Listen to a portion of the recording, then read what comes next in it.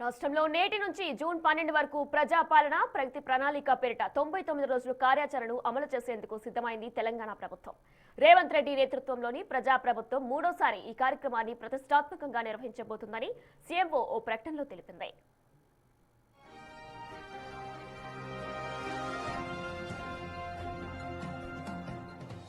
గ్రామ వార్డు సభలు నిర్వహించి ప్రజా సమస్యలు తెలుసుకొని పరిష్కరించడం, 10 వారాల పాటు వారానికో ప్రత్యేక విభాగం, శాఖ కార్యక్రమాలపై వారోత్సవాలను చేపట్టనుంది ప్రభుత్వం.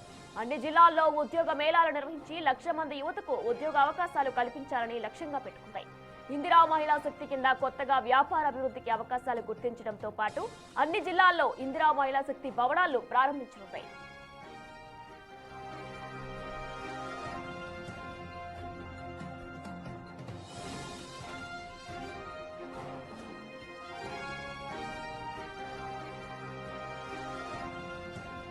ఇక 99 రోజుల కార్యక్రమంలో సర్పంచ్ నుంచి ఎమ్మెల్యే, ఎంపీ వరకు ప్రజాప్రతినిధులందరినీ భాగస్వాములు చేయనుంది. మండల, పట్టణ, నియోజకవర్గ కేంద్రాల్లో వివిధ శాఖల ఆధ్వర్యంలో ప్రత్యేక స్టాళ్లు, ఎగ్జిబిషన్లు ఏర్పాటు చేసి ప్రభుత్వ పథకాలు, కార్యక్రమాలను వివరించింది.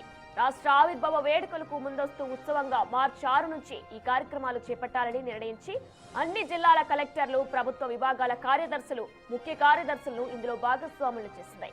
గ్రామ స్థాయి నుంచి రాష్ట్ర స్థాయి వరకు 5 అంచెల ప్రతిష్టాత్మక చేపట్టే ఈ కార్యక్రమంలో పౌర సేవలతో ముడిపడిన అన్ని శాఖలతో ప్రత్యేక కార్యక్రమాలు నిర్వహించింది. ప్రభుత్వ కార్యాలయాల్లో పెండింగ్ దస్త్రాలు సైతం పరిష్కరిస్తారు.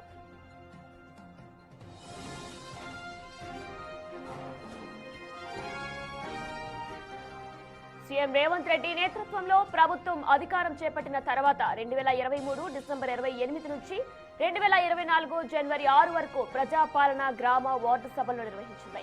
2025 జనవరి 26న గణతంత్ర దినోత్సవం సందర్భంగా 3 రోజుల పాటు రెండోసారి ఈ కార్యక్రమం చేపట్టింది.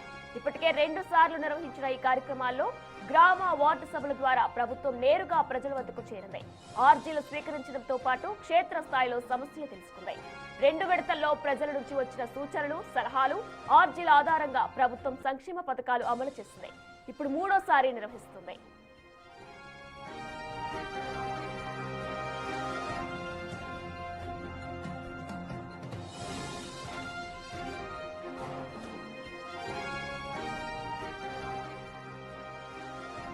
రెండేళ్లలో ప్రభుత్వం అమలు చేసిన పథకాలు, ఫలితాలపై క్షేత్రస్థాయిలో ప్రచారం నిర్వహించడంతో పాటు అర్హులైన వారందరికీ పథకాలు అందించేలా గ్రామ వార్డు సభలు జరుగుతాయి. విద్యా వ్యవస్థలో తీసుకొస్తున్న సంస్కరణలు, వైద్య రంగంలో వస్తున్న మార్పులకు అనుగుణంగా ప్రభుత్వ పాఠశాలలు, ఆసుపత్రులు తీర్చిదిద్దే ప్రణాళికను ప్రజలకు వివరిస్తారు.